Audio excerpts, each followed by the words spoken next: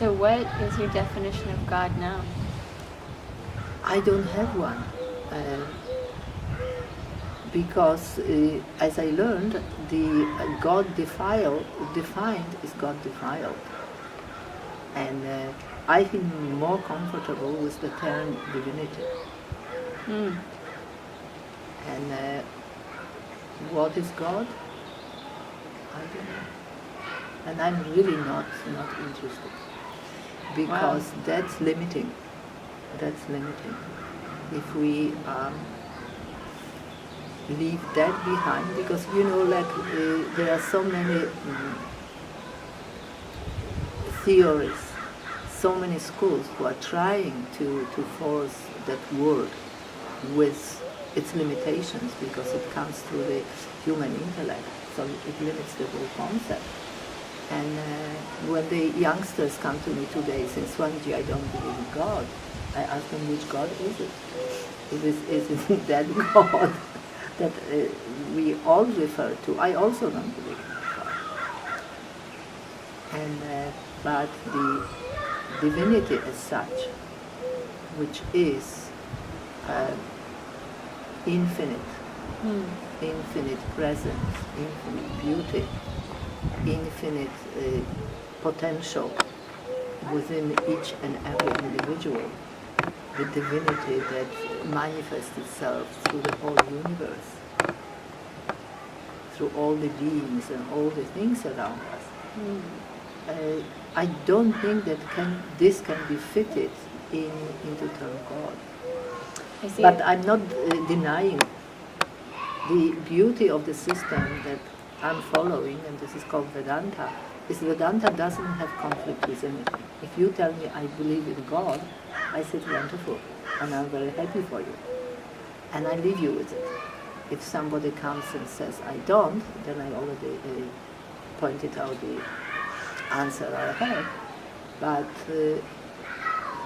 if it is infinite, there will be infinite projections, infinite possibilities, and infinite potential within all of us to find that I am divine, and I am the mere manifestation and the expression of the divine, one with the rest of the universe, which is none other than divine again.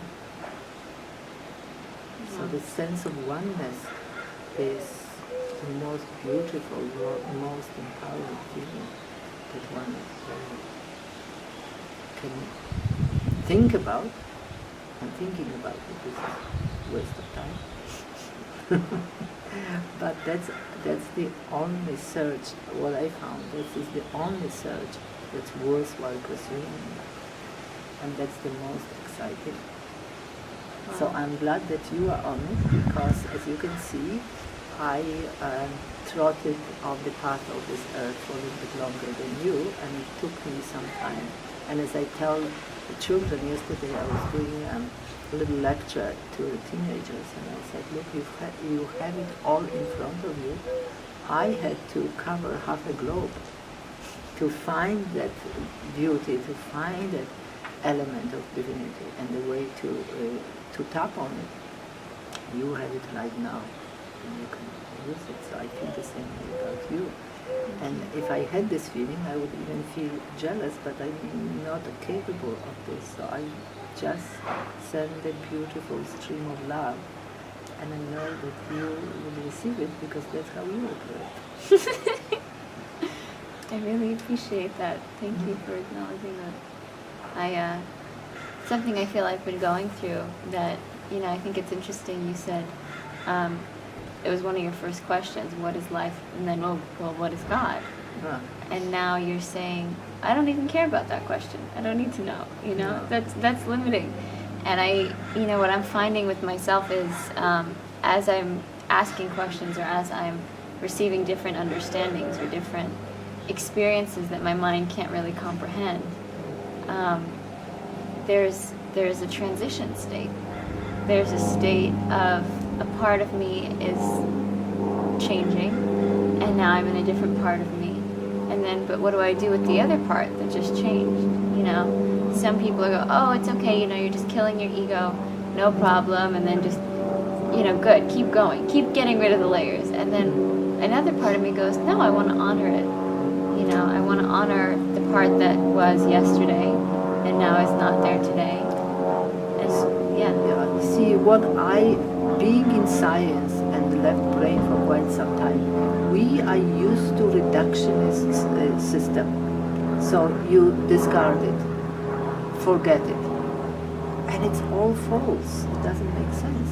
Because what we need to do is to accommodate and honor it. Because divinity is all inclusive. Nothing can be thrown out in a garbage bag. It just doesn't exist.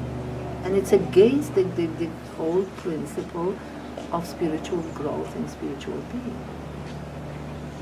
So in your experience, do you feel like, because there are, many different paths, of course, that people are taking, have you found, how do you know when someone is coming from a place of their mind and thought of spirituality, or a place of, or a different place? I don't even know what you would call that place. Well, personally, I think it doesn't matter where anyone else is coming from, because you are on a journey and you are growing, and there is a grace, an incredible grace. We are led to exactly where we need to be. My guru used to say that everybody will get a guru that they deserve, a teacher who at this particular level, at this particular moment, would be able to guide us. So that's what actually happened, and I feel that I was fortunate, because when I went to yoga, I went actually to the best place, the yoga ashram. Then I realized that my path is more inquiry and intellectual search, and I found the best master. So I didn't need to try this and try that and go through different schools. It was just from one to another, and I feel really blessed because I didn't waste time and energy. It was just channeled directly in a very beautiful, empowering way. So I feel myself being really blessed, but I do believe that we actually do get the guidance that we need, and we know what's right and we know what's not. So that's something very important for the seeker to believe that, yes, I really know what's right. To trust themselves. Yeah. Because the guidance is coming right from the core of our heart.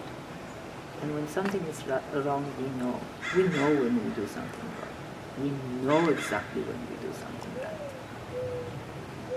And why not apply it to the internal spiritual growth? I appreciate that insight. Yeah, and lots of people will have different views, different opinions, so they're entitled to it. So in your journeys, you're a very funny person.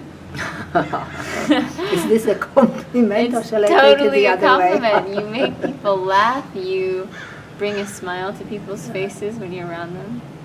And I honor you for that, because I feel so many people get stressed out and caught up in different parts of life, that to really be able to laugh is a very powerful medicine to bring people. Well, one of the expressions of the divine presence is happiness and bliss. So why, if it is there, why not casual it? Why not make it work for us? It's already there. Good word. So bliss. What does bliss mean to you? What bliss means to me, I don't know, because if I try to put it into words, I would mumble. But it's beyond what we call joy, and much more that we could understand through the word happiness. People try to use the term beatitude, but then if I say it straight to you face, you will say, what is beatitude? And I would have the same answer as I had for bliss. Experience it, be it, and then we don't have to ask questions because it's our true nature. That's what it is. Bliss is you and I. But what it is, go and find out. On that note, I will. And let me tell you one thing, and it shall be shown to you. It will be shown to you, and very, very soon. That I know. And for that I'm very happy. I could even be blissful. Thank you. Thank you for joining me again. Thank you for Well, it's sharing. immense pleasure and joy to be with you, and I'm glad we connected. And thank you very much for your services, cameraman, because it's more than camera, and it's more than lenses. It's much more. It's that inner lens with the light that comes from the divine source, and for that we are very grateful. Thank you. Two monkeys.